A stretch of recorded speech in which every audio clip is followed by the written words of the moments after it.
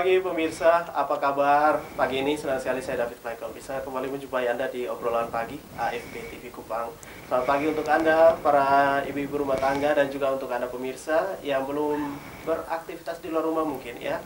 Saat sekarang ini lagi menyiapkan diri untuk pergi ke tempat tugas Anda, jangan lupa untuk sarapan pagi sebelum melaksanakan aktivitas pagi Anda. Baik, di pagi ini pemirsa kita akan ngobrol tentang kesehatan terhadap anak. Nah, ini sangat penting sekali untuk Anda pemirsa dan tema kita pagi ini tentang tindakan operasi pada anak. Ya, ini mungkin informasi yang sangat menarik sekali untuk Anda pemirsa dan juga saya akan ngobrol bersama dengan narasumber yang sudah hadir di studio AFP TV Kupang. Ada Dr. Irene Lokananta, SPPA. Selamat pagi, Ibu. Selamat pagi. Iya, ini ya mungkin juga ada yang sudah familiar dengan Ibu Dr. Irene. Nah, pagi ini kita ngobrol sekali lagi untuk Anda pemirsa tindakan operasi pada anak. Jadi kalau kita berbicara soal kesehatan ini usianya memang tidak terbatas ya. Ya. Kalau apalagi soal operasi. Nah, kalau operasi ini ada yang mungkin untuk yang masih awam berpikirnya ini bahwa kalau tindakan operasi itu lebih banyaknya ke usia dewasa. Nah, tapi anak-anak juga memang harus juga ya. Betul. Kalau memang didiagnosa salah satu penyakit yang memang harus operasi, ya operasi. memang. Oke, baik, ini untuk tindakan pembedahan mungkin ya. Jenis-jenis penyakit yang didapati juga pada anak ini mungkin bisa digambarkan sedikit Ibu Irene, Dr. Irene, Oke. untuk kita semua. Pertama saya mau jelaskan dulu ke masyarakat apa itu bedah anak. Jadi bedah anak itu merupakan ilmu bedah yang memang khusus pada anak-anak. Kita bingung, anak itu mana? Usianya anak itu adalah mulai sejak di kandungan ibunya. Sejak kandungan ibunya, lalu dia lahir usia 1 bulan, lalu masuk di balita, masuk usia sekolah, remaja, sampai usianya 18 tahun. Itu masuk dalam bedah anak. Nah, dalam bedah anak ini ada 4 kategori besar. Yang pertama, yang khusus, neonatologi kami sebutnya, neonatus. Jadi itu mulai 30 hari pertama kehidupan. Jadi sejak dia hidup, sejak lahir maksudnya, sejak lahir sampai usia 1 bulan. Itu cabang pertama. Yang kedua, yang juga sering, itu digestif. Digestif itu saluran pencernaan. Lalu yang ketiga adalah onkologi. Onkologi ini benjolan. Kita bahas benjolan-benjolan pada anak. Jadi yang punya benjolan ya bukan cuma orang dewasa, tapi anak-anak juga nih hati-hati ada benjolan juga. Yang terakhir itu genitourinaria. Genitourinaria itu seputar alat kelamin dan juga saluran kencing. Ada satu lagi tambahan sebenarnya itu hepatobiliar. Hepatobiliar itu hati dan sistem biliar kita, empedu, pankreas. Tapi hepatobiliar ini kadang dimasukkan ke dalam sistem digestif karena sama, ada di dalam perut dan memang bersatu dengan pencernaan gitu. Jadi akhirnya 4 cabang besar ini. Ya, ini 4 cabang yang sering didapati soal tindakan operasi terhadap anak yang harus dilakukan tentunya. Nah, Ibu Dokter, ini soal beberapa item, 4 item ini, baik itu soal saluran kencing, ya infeksi saluran kencing, dan juga beberapa ya benjolan-benjolan dan lain sebagainya. 4 item ini, Dokter, yang sering didapati mungkin terhadap anak, yang rentan mungkin. Ini seperti apa yang selama dokter menangani pasien anak? Hampir semua kasus memang sudah datang sih sebenarnya ke dalam poliklinik ya. Kalau misalkan dari cabang neonatologi yang pertama tadi saya bilang untuk neonatus itu cacat bawaan, ada yang disebut dengan atresia ani. Anak lahir tidak punya pantat, itu paling sering. Nah, kalau yang kedua yang digesti ini, itu yang paling sering itu adalah usus buntu anak-anak. Usus buntu sebabnya itu adalah karena infeksi. Kalau yang cabang dari genitourinaria itu kan paling tadi sudah disebut ya, paling sering infeksi saluran kencing. Mengapa? Ada yang sebut penyakit yang kita sebut fimosis. Jadi kalau laki-laki dia punya saluran kencingnya itu belum terbuka, ada kulit yang menutupi, jadi anaknya infeksi saluran kencing. Kalau misalkan dari bagian onkologi tumor, yang paling sering benjolan. Benjolan yang ada di sini, kelenjar-kelenjar, nah, itu yang paling sering datang. Baik. Nah, ini kalau mau dibilang untuk anak ya apapun itu pasti orang tua super lebih Concern, ya, perhatian. concern, perhatian, lebih agresif lagi. Nah, akan tetapi tentunya ini ada beberapa hal juga yang harus diperhatikan, apalagi masyarakat awam berkaitan dengan beberapa penyakit terhadap anak yang memang nantinya juga ujung-ujungnya harus apakah ini harus dilakukan tindakan operasi. Tapi sebelum itu mungkin ya, dikala mendapati anak ini kok agak beda ya. Nah ini mungkin ilmu dasar juga ya yang mungkin ibu dokter juga bisa sampaikan supaya orang tua juga lebih jeli lagi. Oh ini kayaknya gejala ini ya, sehingga langsung datang ke dokter Iren. Itu harus diperhatikan dari infeksi memang yang untuk pengaruh itu infeksi Ya kalau dan di juga luar kan makanan, bisa dilihat ya. kebersihan. Tapi kalau di dalam tubuh ini ya kalau seperti infeksi saluran kencing ya mungkin itu juga bisa. Tapi ya ini mungkin Kalau yang paling mendasar untuk saya anak kecil itu sederhana aja, rewel.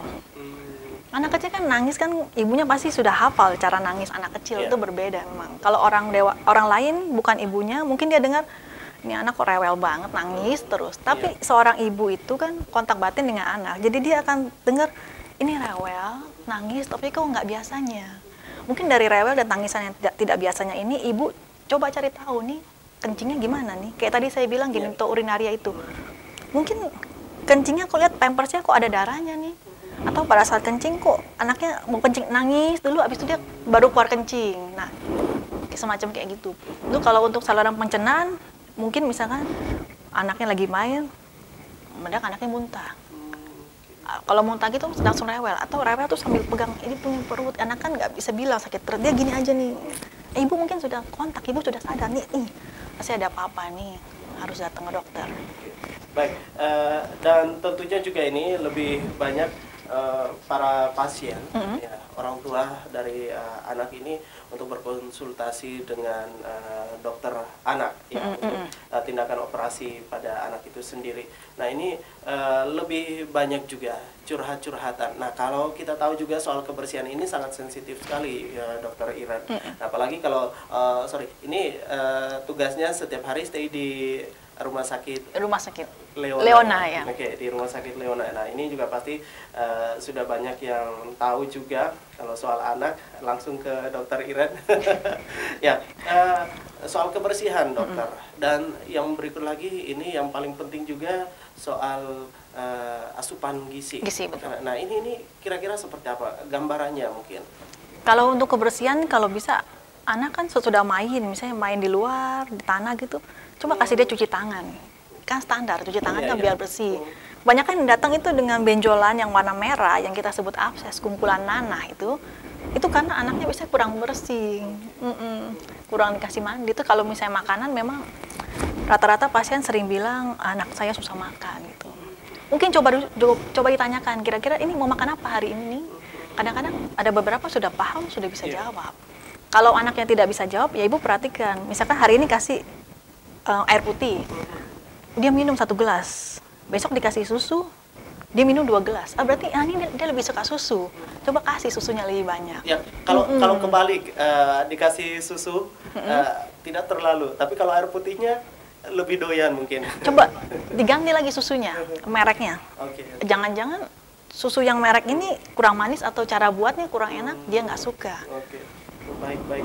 Nah, untuk anak sendiri, untuk bagaimana tindakan operasi itu sendiri terhadap anak dokter Iren. Nah, ini juga tentu juga butuh kesiapan mental. Betul. Nah, kalau kita lihat juga soal anak, ya saya langsung ingat nih ada satu iklan kalimatnya kalau untuk anak jangan coba-coba.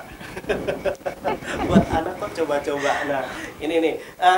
Pernah tidak mengalami yang seperti itu? Ya sudah dikasih tahu seperti ini ke orang tua ya bahwa anak ini ya mungkin misalnya mengalami susah buang air kecil, nah ya infeksi saluran kencing mungkin ya. Tetapi dari orang tua sendiri masih ada pertimbangan. Nah ini itu ya memang sering ya. Kalau yang mengenai kayak infeksi saluran kencing itu kan, sudah tahu nih kalau lagi mau kencing anaknya rewel. Berarti sudah tahu memang sejak datang ke saya, dia memang sudah tahu nih ada masalah di saluran kencingnya. Lalu saya bilang untuk mengatasi ini ya harus dibuka, minimal harus dibuka. Kita lakukan namanya dilatasi. Kalau sampai dilatasi, sampai dengan kemungkinan anaknya disunat, sirkumsisi. Nah itu keluarga masih pikir-pikir. Nah ini kurang siap. Ya tentu juga ada dengan resiko-resiko yang harus dialami juga oleh sang anak, dan juga ini mental juga nih. Betul. Dari orang tua itu sendiri. Nah sejauh ini seperti apa sih? Apakah di saat setelah mendiagnosa bahwa anak ini seperti ini dan harus dilakukan tindakan, apakah dari kesiapan orang tua juga langsung mengiyakan atau seperti apa? Nah itu juga tergantung dari orang tuanya. Kalau anaknya sudah berulang kali, salah satu gejala dari infeksi saluran kencing kan demam. Demam tidak jelas, suhu di atas 38, 39, lalu dia kencingnya susah. Kalau sudah sampai 2-3 kali gejala sama, dia langsung datang, oke, langsung operasi. Kalau hanya baru 1 kali saja, baca dia mikir-mikir. Saya selalu tanya dulu, kunci poinnya, anak Anda masih bisa kencing? Kalau dia jawab masih bisa, jadi kalau Bapak Ibu mau berpikir dulu, mau siapkan hati supaya mantap, boleh. Tapi kalau misalkan saya tanya, masih bisa kencing? Kalau dia bilang sudah nggak bisa kencing, ya jangan pikir. Memang itu kita harus, saat ini juga kita harus lakukan tindakan operasi. Oke. Baik. Nah, tentu juga ada resikonya. Betul. Ya di saat sudah mendiagnosa, dan juga masih ada mungkin juga kesiapan juga. Nah, ini tentu butuh waktu. Nah, di saat beberapa waktu, ya 1 menit saja itu sangat berharga sekali soal kesehatan. Nah, ini juga tentu resiko juga untuk anak. Betul. Nah, ini seperti apa, dokter? Jadi pada saat dia datang ke poli, saya tuh di handphone saya, maaf sekarang kan udah zaman now. Jadi dokter juga bawa handphone. Nah, di handphone saya tuh sudah ada banyak gambarnya. Sudah banyak gambar penyakit. Saya sudah kumpulkan dari seluruh pasien saya. Jadi gambar penyakit seperti apa, gejalanya seperti apa, saat operasi bagaimana, dan setelah operasi bagaimana. Kalau memang keluarga ragu-ragu, saya akan kasih tunjuk gambarnya. Jadi sudah punya bayangan. Kalau dulu kan kita meraba-raba kira-kira nih kayak apa. Kalau sekarang karena sudah teknologi maju, gambar sudah ada, saya tunjukkan. Seperti ini. Kalau sudah saya tunjukkan gambar, masih ragu-ragu, berarti resikonya dari orang tua. Baik, dan tentu juga ini kembali lagi soal bagaimana kita juga bisa mengatasi akan anak dari yang namanya penyakit ini sendiri. Dan kembali lagi soal kesiapan dan juga fasilitas. Nah, ini berkaitan dengan fasilitas. Tentunya juga ini ya walaupun cuma berapa persen saja mungkin pemikiran juga dari orang tua, tetapi ini juga sangat berpengaruh soal penindakan. Nah, ini seperti apa soal fasilitas? Kalau saya kan selama ini praktek di Rumah Sakit Leona Kupang, sudah 1 tahun lamanya. Memang dari Rumah Sakit Leona Kupang sudah menyediakan fasilitas untuk operasi bedah anak. Jadi kalau operasi-operasi khusus, misalkan operasi bayi, lalu tidak punya pantat, itu sudah ada, alatnya sudah dibelikan. Terus kalau yang sediakan lah istilahnya, untuk yang infeksi saluran kencing itu juga sudah ada alatnya khusus memang. Jadi memang untuk fasilitas yang di Rumah Sakit Leona Kupang memang sudah ready untuk operasi bedah anak. Oke, baik. Dan tentu juga ini kalau mau dibilang soal bagaimana kita juga untuk bisa memberikan informasi kepada pasien, terlebih khusus kepada orang tua ya, yang lebih berperan mendiagnosa bagaimana anak ini supaya langsung mengambil tindakan cepat untuk dioperasi. Nah, ini yang menjadi satu persoalan juga, Ibu Dokter, berkaitan dengan biaya. Ya walaupun ya ini mungkin bukan bagiannya Ibu Dokter, tapi kasih bocoran sedikit dong, Ibu. Kalau untuk biaya, itu di Rumah Sakit Leona Kupang sudah terima BPJS. Jadi saya lihat rata-rata pasien memang sudah datang dengan BPJS-nya itu loh. Jadi BPJS bisa ditanggung. Kalau untuk pasien umum, andai kata terpepet sekali dan memang bermasalah tidak ada biaya, coba dibicarakan dengan manajemen, ada bagian promosi nanti manajemen akan bantu. Oke, jadi banyak jalan menuju ke rumah. Betul, banyak jalan. Baik, demi kesehatan anak. Ibu Dokter Irene, ini kembali lagi soal 4 item penting sekali yang didapati dari anak itu sendiri sehingga mengambil tindakan untuk operasi. Nah, ini beberapa item tadi, Ibu Dokter. Nah ini juga mungkin bisa dijelaskan soal ada benjolan dan lain sebagainya. Nah ini juga terkadang juga di saat kita orang tua sudah mendapatkan informasi juga dari dokter, ya ini memang menjadi sesuatu yang alami juga ya di saat artinya sudah mendapatkan resep dari dokter, terus juga misalnya sampai di rumah memakai obat-obat alam dari alam ya. Nah ini seperti apa? Saya memang nggak belajar mengenai alam-alam, tapi saya tahu hanya satu. Kalau misalkan saya judge pasien memang seharusnya operasi, maka kalau pakai yang alam itu memang tidak akan berhasil. Kalau keluarga mau coba, memang ada beberapa yang agak bandel ya. Dia coba alam, tapi akhirnya nanti dia kembali. Kenapa? Memang nggak bisa. Ya, baik. Jadi memang ini informasi yang sangat baik sekali juga Ibu Dokter untuk kita semua, bahwa ya memang kalau soal medis, soal obat itu ya jangan dicampur mungkin ya, Iya, betul. ya, jangan dicoba-coba. Betul, itu maksudnya coba-coba. Kalau mau coba-coba ya silakan. Tapi kalau memang ini bagian yang operasi, memang kadang tidak ada jalan lain, kita memang harus mengikhlaskan, harus mengiyakan anaknya itu dioperasi gitu. Oke, baik. Dan mungkin juga ini Ibu Dokter soal tindakan untuk operasi terhadap anak itu sendiri, seberapa besar ya kemungkinan, bukan kemungkinan juga sih, seberapa besar untuk pasien anak itu bisa sembuh. Nah ini kalau dari orang tua ya harus lebih cepat lebih baik. Oh ini Betul. orang tuanya banyak yang sibuk kesini jadi ya kan tidak fokusnya untuk anak juga nih, seperti apa? Kalau ke suatu kesembuhan ya memang kembali kepada doa ya, kembali kepada Tuhan, karena semua kesembuhan dan hidup matinya seseorang anak tuh pasien itu berasal dari yang di atas, dari Tuhan. Kalau kami dokter dan para tim itu hanya berusaha saja. Kalau kami pasti akan berusaha yang terbaik. Kalau ditanya pasien saya mau sembuh nggak mau. Kenapa? Karena pasien saya sudah saya anggap anak sendiri. Yeah. Oke, jadi sejauh ini tidak ada komplain ya? Biasanya tidak ada komplain. Karena gini, lebih banyak curhatnya. Saya sebelum operasi saya juga jelaskan juga. Ini operasi nanti beresiko sampai mati atau tidak. Sampai meninggal. Jadi kalau operasi sampai resiko meninggal, saya akan langsung sebutkan dengan terus terang. Bapak maaf, kalau saya hanya usaha, ini ada resiko meninggal. Kalau misalkan memang tidak ada resiko meninggal, saya tidak akan bicara sampai meninggal. Saya akan bicarakan resiko operasi. Jadi resiko operasi yang paling gawat kan memang meninggal. Tapi resiko macam-macam seperti misalnya pendarahan, bengkak jaringan, nah itu akan saya sebutkan. Tapi kalau sampai meninggal itu juga akan saya sebutkan. Jadi tergantung jenis operasinya. Nah ini juga pencegahan secara dini terhadap pasien, terhadap pasien anak ini sendiri seperti apa, Bu Dok? Supaya bisa langsung, misalnya begini, kalau dilihat ya ada benjolan kecil saja, ya pemikiran orang tua itu biasa. Tapi ya kan tidak tahu seperti apa. Nah ini seperti apa Bu Dokter, supaya ya paling tidak secara dini supaya tidak merambat ke tubuh. Jadi begini, kalau di bedah anak itu ada hal yang spesial. Jadi metabolisme anak-anak yang berbeda. Dalam ilmu bedah anak ini ada sedikit yang kita sebut dengan konservatif. Ya.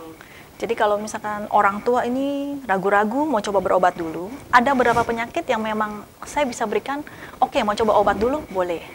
Tapi kalau nanti misalkan obat tidak berhasil, atau sudah berapa lama kita terapi obat tidak berhasil, memang kita harus operasi, harus kita periksa ini jaringannya.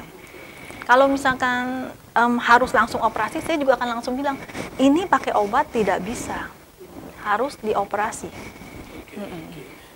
Baik, Ibu Dokter, satu lagi pertanyaan sebelum kita break iklan mungkin ya. Ini soal bagaimana tindakan operasi pada anak sendiri. Kembali lagi soal kesiapan mental. Nah, baik dari orang tua dan juga terlebih khusus kepada anak itu sendiri, dari anak itu sendiri. Ya kalau kita tidak tahu balita itu ya seperti apa ya. Nah, ini ya awam, masyarakat awam seperti apa Bu Dokter? Kalau percaya tidak percaya, mungkin kita anggap nih anak-anak ini anggapnya nggak tahu apa-apa anak-anak. Itu salah besar. Jadi kenapa ada ilmu bedah anak? Karena anak-anak ini khusus. Mereka punya perasaan emosional tersendiri. Jadi mereka itu rasanya sudah paham kalau mereka itu mau dioperasi. Jadi untuk para ibu, kalau misalnya anak mau dioperasi, tolong berdoa, tolong tenang. Ibu yang terlalu takut, terlalu cemas, nangis terus, itu anaknya pasti rewel sekali nanti. Atau tapi khusus untuk anak remaja, itu biasa anak remajanya setelah di poliklinik itu saya suruh keluar dulu. Jadi saya beri penjelasan hanya kepada orang tuanya saja supaya anaknya jangan sampai takut. Oke, baik. Ibu Dokter Iren, ini informasi yang sangat menarik sekali. Ada juga mungkin di rumah pemirsa juga yang mau kepingin tahu soal buah hatinya ini seperti apa, yang ditangani oleh Ibu Iren sendiri, Dokter Iren di rumah sakit. Ini range-nya usianya mungkin ya, usia anak ini berapa tahun sih yang sering ditangani oleh Dokter Iren sendiri. Tapi nanti dijawab setelah yang berikut ini ya. Iya, Dokter Iren. boleh. Untuk Anda juga pemirsa tetap bersama kami di obrolan pagi, kami segera kembali.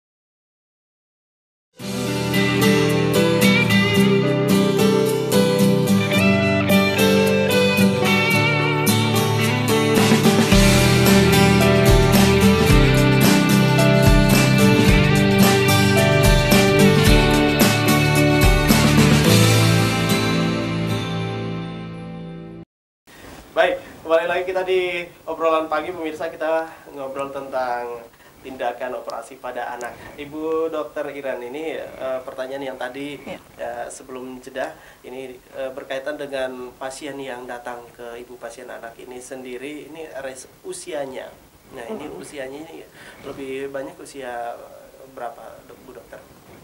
Seperti yang tadi saya sudah bilang mengenai konsep dari bedah anak sendiri, yaitu mulai sejak dari kandungan sampai di usia 18 tahun.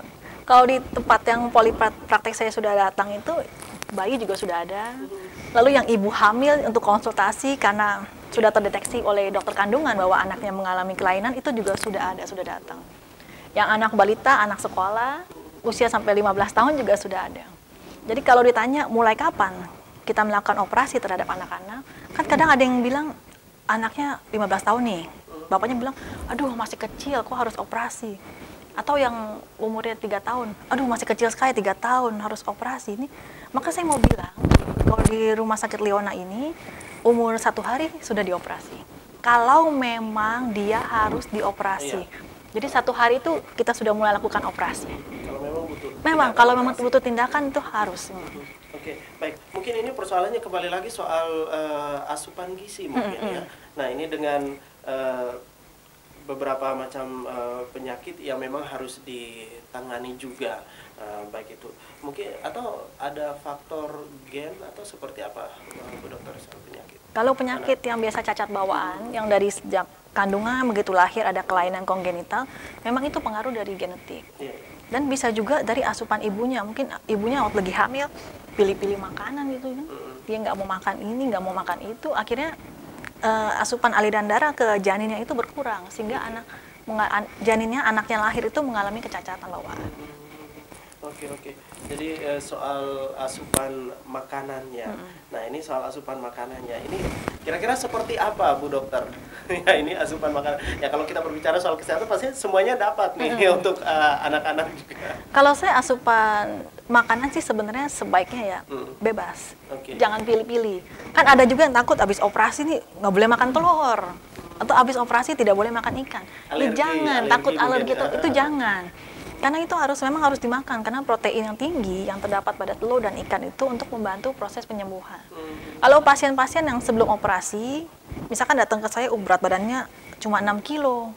Saya bilang kalau 6 kilo ini nanti lebih beresiko operasi dibandingkan yang 7-8 kilo. Jadi saya bilang kasih makan apa saja gitu yang dia mau, jangan pilih-pilih makanannya. Ya, jadi soal asupan makanan ya, kembali lagi soal kekebalan tubuh juga. Nah, ini banyak faktor juga sih yang memang harus diperhatikan. Jadi soal onkologi, ya ini soal tentang bagaimana kita juga bisa memberikan lagi sesuatu hal yang positif tentunya kepada anak itu sendiri. Nah ini Ibu Dokter, soal anak itu sendiri, kita tahu bersama ya, tadi sempat disinggung soal berat badan. Nah ini berat badan ini juga faktor yang sangat-sangat menentukan juga. Ya salah satu faktor yang menentukan soal berat badan, apakah dia layak tidak untuk dioperasi. Nah kembali lagi nanti berpengaruh juga nih soal kesehatannya. Kalau faktor berat badan, salah satunya berat badan, kalau tidak ini menjadi salah satu faktor, terus operasinya bagaimana Bu Dokter? Nah ini juga kembali ke kepentingan dari suatu operasi, emergency atau urgensinya suatu operasi. Kalau misalkan memang bayi ya, dia cacat lahir, cacat bawaan tuh otomatis memang berat badannya kurang. Kadang-kadang cuma berat badan cuma 1.700, 1.900, normal kan lahir di atas 2.500. Tapi kalau memang dia perlu operasi, perlu sekali sampai betul-betul nggak ada pilihan lain harus operasi, berat badan juga memang dengan berat badan kecil pun terpaksa dikerjakan operasi. Tapi juga kembali saya jelaskan kepada orang tua bahwa untuk berat badan yang kecil seperti ini memang beresiko ketimbang yang berat badannya lebih besar. Jadi ada kalanya memang anak-anak ini memang berat badannya sudah kecil sekali, juga tidak bisa diperbaiki saat itu, tapi memang anaknya butuh operasi saat ini juga yang terpaksa juga kita kerjakan. Nah itu tentu juga ada resikonya. Betul. Tentu ada resikonya. Ini seperti apa Bu Dokter? Kalau memang berat badannya ini juga menentukan. Resikonya ya. Tapi sejauh ini resikonya sangat kecil sekali ya. Artinya ya kita tidak memikirkan sampai pada sampai pada kematian atau seperti apa. Tapi resikonya sangat kecil atau seperti apa? Sebenarnya resikonya tetap untuk yang berat badan yang kecil memang resiko. Tergantung juga dari yang saya bilang jenis operasinya juga. Memang ada beberapa yang tidak memandang berat badan, resikonya biarpun berat badan besar, resikonya memang ada resiko sampai kematian. Semuanya ada resiko. Betul, semuanya ada resikonya, betul. Tapi memang kalau bisa berat badan lebih besar lagi, memang lebih baik sih. Kalau untuk usia anak-anak ya, Ibu Dokter, ini soal infeksi saluran kencing, ini faktornya apa, Ibu Dokter? Kalau untuk yang dewasa kan kita sudah tahu juga nih, ini faktornya mungkin dari asupan minuman atau ya atau banyak duduk atau seperti apa. Kalau untuk anak-anak sendiri seperti apa? Kan usia anak itu aduh jalannya ke sana kemarin. Iya, kalau infeksi pada anak ini tergantung juga. Jadi ada faktor dari internal dan faktor eksternal. Kalau faktor internal seperti yang tadi saya bilang, mungkin bentuk anatomi anak sendiri ini memang bermasalah. Jadi secara anatominya dia bermasalah sehingga terjadinya infeksi ini. Kalau faktor eksternal ya kita sudah tahu nih, anak-anak kan aktif, main kemana-mana, lari, terus di halaman segala macam. Lalu anaknya kukunya kadang-kadang orang tua tidak gunting kuku, kotor segala, itu juga jadi faktor untuk infeksi. Tapi memang kalau misalkan kelainannya adalah secara anatomi yang harus diperbaiki dengan operasi, ya mau nggak mau kita. Kalau untuk usus buntu, Bu Dokter, itu seperti apa, Bu? Usus buntu ini adalah suatu infeksi peradangan yang terjadi di appendix, kita sebutnya usus buntu. Makanan juga bisa, dan juga ada infeksi, mungkin batuk pilek sedikit nggak diobati, sehingga merembet di kelenjar-kelenjar yang ada. Oke, baik. Ibu, ini tentang asupan makanan. Nah, yang alami dan artinya ya sudah ada kimianya sedikit. Sekarang kan semuanya serba ada nih, Bu Dokter. Jadi soal sakit kemudian. Nah ini ya memang menjadi informasi juga, Ibu Dokter, untuk yang sekarang ini semuanya serba online. Dari kemasannya seperti ini. Oke, ini menggiurkan untuk dikonsumsi. Nah ini seberapa rentan makanan-makanan tersebut soal kesehatan anak. Nah, kalau anak kan suka tuh, kalau usia-usia sudah sekolah kan suka jajan. Ya, ini seperti apa? Ini rentannya bukan mulai dari usia sekolah ya, tapi kalau saya kembali mulai dari usia bayi. Kalau bayi lahir harus dikasih ASI eksklusif 6 bulan, itu harus, tidak ada pilihan lain. Kalau misalkan ibu coba-coba kasih ASI susu formula gitu, ada resiko anaknya sudah mengalami infeksi usus. Ini khusus namanya NEC ya, necrotizing enterocolitis, agak susah penyakitnya ya.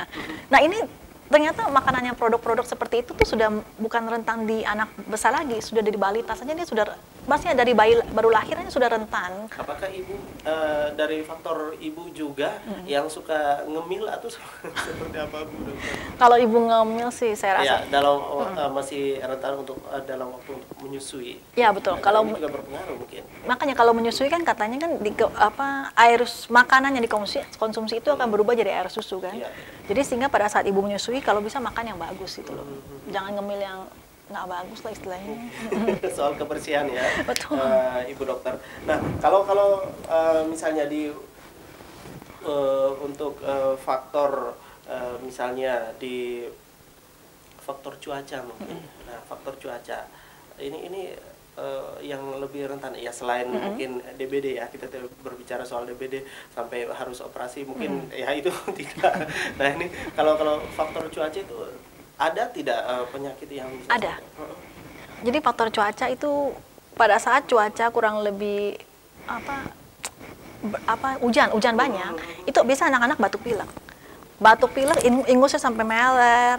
Kadang-kadang orang tua pelit istilahnya, pelit nggak mau berobat lah, cuma batuk pilek biasa gitu, biarlah. Nah, tapi jangan lupa di dalam batuk pilek ini kan ada infeksi untuk anaknya. Infeksi yang di sini nanti pada akhirnya akan menyerang di saluran pencernaan. Ada satu penyakit yang belum saya sebutkan sejak awal, itu namanya invaginasi. Nah, ini juga termasuk dari infeksi. Invaginasi itu orang sering sebutnya usus terpuntir. Jadi anaknya, misalkan anaknya awalnya 2 minggu yang lalu dia batuk pilek, lalu setelah itu 2 minggu kemudian dia muncul anaknya rewel. Rewelnya menunjukkan anaknya sakit perut, diare, sampai dia anaknya berak darah. Itu terpicu oleh batuk pilek sebelumnya. Batuk pileknya dari mana? Dari udara nih. Oke, baik. Ibu Dokter, ini juga memang jadi perhatian serius juga untuk kita semua soal kesehatan terhadap anak itu sendiri, sehingga ya kita tidak inginkan semuanya harus ditangani oleh Ibu Dokter Iren sendiri, karena kalau Ibu Dokter Iren yang tangani semua anak berarti pusing juga ya, banyak yang antri. Baik, nah ini soal penanganan bagaimana juga penanganan terhadap pasien di meja operasi itu sendiri. Nah, ini terkadang juga orang bilang menunggu itu sangat membosankan. Nah, sejauh ini soal pelayanan seperti apa, Ibu Dokter? Banyak yang menunggu atau? Kalau pelayanan sih tidak ya, sesuai dengan jadwal poliklinik di siang hari. Jadi kalau anaknya memang sudah dibawa di siang hari. Kalau anak yang usia sekolah biasanya memang pas di poliklinik jadwal siang hari, karena ibunya sering bilang, pas anak saya baru selesai sekolah nih, jadi langsung dibawa ke poliklinik untuk kontrol. Oke, baik. Nah, kalau kita berbicara soal kesehatan, Ibu Dokter, tentunya juga ini peran dari kita semua, bukan saja orang tua, tetapi dari ya selain dari para tenaga medis dan juga orang tua, juga peran dari pemerintah. Nah, ini yang memang sangat menjadi perhatian juga untuk kita semua, Ibu Dokter. Bagaimana kita untuk bisa menangani anak-anak sehingga semuanya sehat, ya kita harapkan seperti itu. Nah, sejauh ini dari pemerintah sendiri seperti apa, Ibu Dokter? Kalau saya harapnya sih pemerintah sendiri lebih concern lagi terhadap anak-anak gitu ya. Coba tolong diberikan kesempatan untuk bedah anak di Kupang ini, karena kan memang masih baru, supaya bedah anak ini bisa berkembang. Karena memang kan ada kebutuhan anak-anak yang dioperasi. Minta tolong pemerintah lebih perhatian saja, concern sedikit. Baik, soal gizi dan lain sebagainya, dan kembali lagi soal peralatan mungkin ya, kesiapan. Oke, dari tenaga medis itu sendiri. Baik, Ibu, ini soal bagaimana kita juga untuk mempersiapkan diri. Kalau boleh tahu, ini dari tadi kita juga belum tahu nih, apakah di rumah sakit ya penanganan untuk anak-anak harus yang sampai ke meja operasi ini ditangani Ibu sendiri atau ada teman-teman yang lain juga? Oh, kalau misalkan operasi memang saya sendiri, tapi manusia kan tidak bisa hidup sendiri, jadi ini adalah sebuah tim. Jadi saya selaku operatornya melakukan operasi, kan dibantu juga. Nanti dibantu oleh para perawat yang memang sudah terlatih untuk melakukan tindakan operasi, dan juga dibantu oleh dokter bius, dan juga dibantu oleh dokter anak juga ada. Oke, jadi semuanya sudah ada bidang-bidangnya. Betul, ya? Semua bergerak sesuai masing-masing untuk menolong anak-anak. Oke, jadi jangan ambil yang bukan punya hak kita ya. Betul. Oke, Ibu Dokter Iren, ini menarik sekali obrolan pagi kita, dan juga untuk Anda pemirsa sangat menarik sekali, dan semoga menjadi informasi yang memberikan lagi semangat untuk Anda untuk bagaimana menjaga kesehatan terhadap buah hati Anda. Tapi kita jeda sebentar, Ibu Dokter, dan juga untuk Anda pemirsa, nanti kami kembali lagi di obrolan pagi.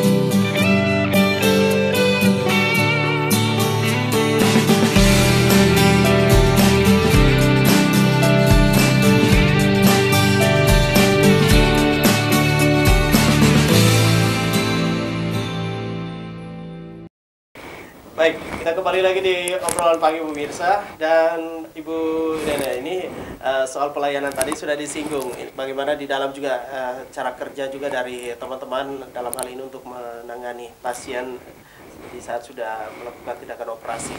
Nah, kalau boleh tahu, Ibu Irene juga bisa kasih bocoran. Nah, ini untuk spesialis untuk tindakan operasi terhadap anak ini, apakah Ibu Irene sendiri ataukah ada teman-teman lain juga di rumah sakit yang lainnya? Sekarang kan sudah berkembang ya, ilmu sudah banyak berkembang. Sekarang istilahnya sudah zaman now. Jadi kalau untuk anak-anak sendiri memang ditangani oleh dokter bedah anak. Dan tapi sementara ini dokter bedah anak di sini NTT memang hanya saya sendiri saja. Okay. Ya ini, waduh, berarti nanti pusing juga nih kalau untuk melayani. Sebenarnya untuk melayani gimana ya? Anak-anak itu kan banyak sekali, tetapi ibu nggak usah terlalu khawatir.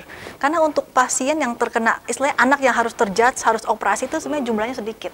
Tuhan itu baik untuk kita. Jadi nggak semua anak harus operasi, itu tidak. Memang ya ini kan harus ada juga pemeriksaan dulu. Betul, ya, betul. Pemeriksaan secara mendalam dulu, dan pada saatnya memang kalau memang butuh tindakan. Memang butuh tindakan, baru kita tindakan. Jadi nggak semua. Jadi saya juga belum dari tadi saya belum bilang. Kalau bapak ibu misalkan datang ke tempat saya ke poli bedah anak, itu bapak ibu hanya mungkin bisa cari second opinion. Tidak harus kalau saya datang ke sini harus saya operasi, harus saya belek, enggak, bukan. Pola pikirnya harus diubah. Betul, ya? pola pikir harus diubah, mindset harus diubah. Datang ke saya untuk konsultasi dengan second opinion, cari pendapat, cari informasi. Bukan datang sama saya pasti saya potong, kan? Langsung saya bawa pisau, tidak, bukan begitu kan. Oke, untuk operasi. Betul. Baik, Ibu Rene. Nah ini tentu juga untuk pasien anak-anak yang ditangani juga bervariasi.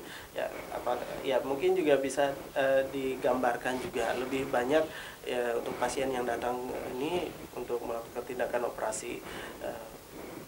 Ya, operasi anak ini apakah di seputaran kota Kupang atau di pinggiran kota juga? Oh, itu bukan cuma kota dan pinggiran kabupaten, tapi sudah dari pulau lain. Jadi yang dari Rote, Larantuka, Manggarai, terus yang pulau-pulau yang Sabu itu yang saya suka belum pernah dengar, itu sejak datang ke sini saya baru dengar. Nah, itu sudah datang. Jadi maksud saya itu Pulau Sabu penghasil gula air. Jadi maksudnya mereka yang dari pulau aja sudah punya kesadaran tinggi. Caranya gimana? Dari Rote itu bawa bayinya pakai kapal. Dari Larantuka bagaimana caranya? Pakai kapal gitu. Jadi orang tua yang dari pulau-pulau yang kesulitan gitu untuk menjangkau bedah anak, gitu, untuk menjangkau sampai kota Kupang aja sudah kesusahan, maksudnya udah sulit untuk menjangkau aja, mereka mau gitu demi anaknya datang ke kota Kupang. Kalau misalnya memang harus dioperasi, memang harus mantap sudah hatinya untuk dioperasi, maka kita yang ada di kota, yang di kabupaten yang masih dekat, coba kalau memang ada masalah dikontrol, coba datang gitu loh. Apalagi di kota ya. Betul, apalagi yang di kota harusnya lebih dekat datang gitu maksudnya. Apalagi di seputaran Suverdi. Iya betul. Kita lihat yang keteguhan hati yang dari pulau, luar pulau itu kan sulit sekali gitu menjangkaunya. Tapi mereka datang gitu. Mungkin dari luar pulau, dari pulau-pulau ini, dari kabupaten ini punya semangatnya lebih tinggi mungkin ya ketimbang yang ada di kota. Sama kalau dari pulau, saya lupa kasih informasi. Kalau dari pulau, kalau sampai di terminal Bolok berarti ya? Iya. Kalau sampai Pelabuhan Bolok, itu nanti Rumah Sakit Lewana Kupang bersedia untuk menjemput. Oke, baik.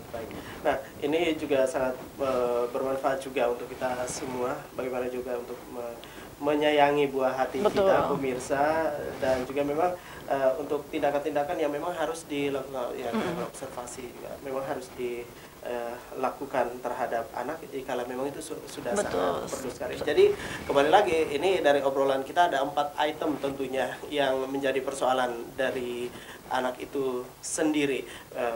Penyakit-penyakit yang memang harus untuk dilakukan penanganan kalau memang butuh harus dilakukan. Ya, itu yang harus dilakukan. Dan juga kembali lagi soal bagaimana gaya hidup ya.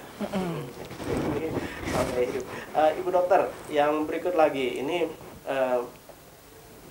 soal bayi. Nah, kalau untuk yang sudah adanya sudah bersekolah kan ini tidak mungkin juga pemikiran dari orang tua juga tidak terlalu ini, artinya tidak terlalu tegang dengan keadaan dengan anak. Tetapi untuk usia bayi yang baru lahir, nah ini aduh ini perawatannya ekstra nih Ibu. Betul. Nah ini seperti apa Ibu dokter? Untuk bayi yang baru lahir juga ya kembali ke rumah sakitnya. Rumah sakit di Leona Kupang sudah ada fasilitasnya. Jadi memang kami sudah berulang kali melakukan operasi dan perawatan terhadap bayi. Ada ruangan khusus, kita sebutnya NICU, singkatannya NICU, Neonatal Intensive Care Unit. Di sana sudah ada perawat-perawatnya dan dibantu oleh dokter spesialis anak yang memang handal, jadi memang sudah dapat untuk perawat. Dan juga kalau sampai keadaan khusus sekali, perlu sampai ventilator dan sebagainya, itu juga sudah tersedia di Rumah Sakit Leona Kupang. Oke. Dan tadi yang sempat disinggung juga oleh Ibu dokter bahwa untuk usia anak ya baru melahirkan 1 hari saja, kalau memang butuh untuk langsung di operasi juga itu. Nah ini seperti apa Ibu dokter? Pemikiran awam saja ya untuk masyarakat juga, bahwa baru hadir di dunia, tapi kok sudah harus ke meja operasi. Nah ini cara penyampaiannya seperti apa Ibu dokter? Nah dan juga mungkin juga diberikan satu contoh juga penyakit yang didapati sehingga harus ke meja operasi. Untuk anak yang baru 1 hari ya. Yang baru 1 hari ini itu jelas penyakitnya simpel, sederhana. Kita sebutnya atresia ani. Anak tidak punya pantat, tidak punya lubang anus, atau dengan lubang anus yang kurang sempurna. Nah, lo kenapa lubang anus itu penting? Kan jelek tuh kan lubang anus kan. Saya bicara kasar, maaf, pantat nih kan. Kan lubang anus itu kan tempat keluarnya tai, feses, kotoran kita. Kotoran kita itu ya memang sumber infeksi. Kalau itu tidak keluar, maka otomatis akan tertumpuk di dalam perut dan menjadi infeksi untuk kita. Makanya diharapkan kita secara normal bisa buang air besar sehari sekali. Nah, sekarang bayangkan kalau bayi baru lahir tidak ada lubang anusnya, dia tidak ada lubang pembuangannya. Jadi untuk kasus seperti ini mau nggak mau memang harus operasi. Tapi apakah saya langsung serta-merta operasi? Tidak. Kembali, anaknya kita stabilisasi terlebih dahulu. Ini kita pasang infus, kita kasihkan antibiotik, kita periksa dulu jenis operasi mana yang cocok untuk anak ini. Baru setelah kita melakukan evaluasi, baru kita melakukan tindakan operasi. Ya, jadi ada berarti untuk jenis operasinya banyak juga ya? Betul, jenis operasi banyak sekali. Ya, seperti makanan ini banyak menunya. Betul. Jadi kayak misalnya kita sebut kue, ada macam-macam kuenya kan. Nah, itu sama. Jadi jenis operasinya juga bermacam-macam. Dan kalau misalnya mau operasi juga kami sudah dipertimbangkan. Memang ini jalan terakhir, tidak ada pilihan lain. Saya harus berat hati mengatakan anak bapak ibu harus dilakukan operasi. Kalau misalkan tidak harus operasi seperti yang saya bilang sebelumnya, saya akan informasikan terlebih dahulu. Anaknya tidak langsung operasi sekarang. Mau coba obat dulu boleh gitu. Oke. Mau coba obat dulu tetapi ada faktor juga. Betul, ya? ada faktor resiko juga. Ada faktor resiko juga yang harus tapi oke. Nah, ini semoga informasi bermanfaat juga untuk kita semua pemirsa. Dan kalau untuk anak ya jangan coba-coba. Oke, untuk anak juga jangan coba-coba, dan juga tentu juga perhatian khusus ya, perhatian juga untuk kebersamaan kita semua dari pemerintah tentunya untuk pelayanan di rumah sakit, dan juga bagaimana juga untuk supaya Ibu Iren tidak sendiri-sendiri seperti tadi. Kalau sendiri-sendiri juga tidak baik ya. Harus ada teman-teman juga yang membantu supaya artinya untuk pelayanan lebih baik untuk anak-anak, baik anak-anak lagi untuk anak-anak, dan juga penanganan dengan tepat juga ya, supaya pasiennya tidak banyak antri juga. Kalau sembako antri boleh. Oke, dan yang paling terakhir Ibu Dokter Iren, untuk kita semua dari obrolan pagi kita, apa sih yang mau disampaikan ke pesan dan juga harapan tentunya? Saya ulang lagi ya, seperti yang tadi saya sudah katakan kepada masyarakat, coba pola pikir yang diubah. Kalau misalkan menemukan suatu masalah yang tidak tertangani dan rasanya perlu operasi, coba kontrol dulu di poliklinik bedah anak. Kalau datang ke saya, ibu cari second opinion, mencari informasi baru. Bukan datang ke saya langsung saya potong anak ibu, bukan langsung saya belah, bukan. Kita cari informasi baru, kita konsultasi, curhat bersama nih. Kalau misalkan memang anak ibu perlu operasi, segera, urgent akan saya beritahukan. Kalau misalkan tidak perlu operasi atau ada alternatif lain selain operasi juga saya akan beritahukan. Mengapa? Karena disitulah adanya dokter bedah anak. Di situ adanya kami yang sudah belajar selama bertahun-tahun hanya untuk memahami anak Anda. Karena di situ perbedaannya. Dan jangan anggap anak Anda itu sama dengan Anda, bukan. Jangan lupa anak-anak punya emosional sendiri. Jadi dia juga punya metabolisme dan dia juga punya tumbuh kembang. Terkait dengan yang tadi dibicarakan, ada infeksi dan juga pola hidup dan juga jenis makanan itu sangat pengaruh juga. Yang paling penting jangan lupa, kalau datang ke saya bukan berarti anak Anda harus operasi. Kita bisa curhat, cari informasi yang baru. Terus saya terakhir nih, saya punya slogan untuk saya sendiri gitu ya. Papa Mama, mari kita buka mata hati, pikiran, dan wawasan kita tentang anak. Mari kita majukan bedah anak Indonesia dalam rangka menyejahterakan anak-anak yang membutuhkan permasalahan bedah. Oke. Terima kasih. Ini semangat tentunya untuk kita semua pemirsa dan juga untuk Ibu Dokter, terima kasih sudah berbagi informasi untuk kita semua. Nah, ini semoga informasi ini mungkin ada pasien yang orang tuanya ya, orang tuanya mau ke Ibu Dokter, tapi dengan menyaksikan obrolan pagi ini informasi sudah tersampaikan, dan kalau memang membutuhkan selanjutnya langsung saja silahkan ke alamat di Soferdi. Oh ya, saya bilang ya, itu prakteknya Rumah Sakit Leona Kupang, Senin, Rabu, Jumat, jam 11, mulai jam 11. Kalau misalkan mau datang Selasa, kalau saya ada di rumah sakit boleh, tapi saya memang sengaja khususkan Senin, Rabu, Jumat. Mengapa? Nanti Bapak Ibu akan bertemu dengan komunitas pasien-pasien bedah anak. Nah, di sana kalau berkumpul bersama, jangan anggap itu antri. Kalau anggapnya antri itu kan capek, anggap curhat. Kan ketemu dengan pasien-pasien lain. Nah, ini komunitas ilmu bedah anak ini, pasien orang tuanya yang sudah pernah operasi ini, mereka punya pengalaman, mereka bisa bagikan kepada anak-anak, orang-orang tua yang anaknya belum dioperasi. Nah, itu yang paling penting. Betul. Maka kenapa saya selalu arahkan, kalau bisa kumpul bersama, Senin, Rabu, Jumat. Bukan karena saya mau enak gitu, bukan. Tapi Bapak Ibu juga enak sendiri. Jangan anggap antri ya, jangan anggap antri, karena ini juga semacam kumpul-kumpul, nanti curhat bersama, dari situ ada informasi. Jadi berbicara sesuatu yang positif. Betul, pasien-pasiennya kan kumpul, orang tua pasien kan kumpul, anaknya cuma nangis, tapi orang tua pasien kumpul, saling curhat, saling cerita. Ini bagaimana saat operasi, ini nanti operasinya bagaimana, itu sudah ada pengalaman sharing itu, sangat bermanfaat itu. Baik, ya ini supaya juga lebih memberikan lagi informasi. Betul. Untuk semuanya. Para orang tua yang punya anak mungkin yang membutuhkan tindakan operasi. Ya, baik. Sekali lagi terima kasih Ibu Dr. Irene Lokananta, SPBA, yang sudah memberikan informasi untuk kita dan sudah bersedia hadir di obrolan pagi AFB TV Kupang, dan juga untuk Anda pemirsa yang sudah menyaksikan obrolan pagi kita pagi ini tentang tindakan operasi pada anak bersama dengan Ibu Dr. Irene Lokananta, SPBA. Semoga bermanfaat untuk kita semua. Kita jumpa lagi di lain waktu, lain kesempatan dengan tema obrolan yang berbeda. Saya David Michael, sampai jumpa.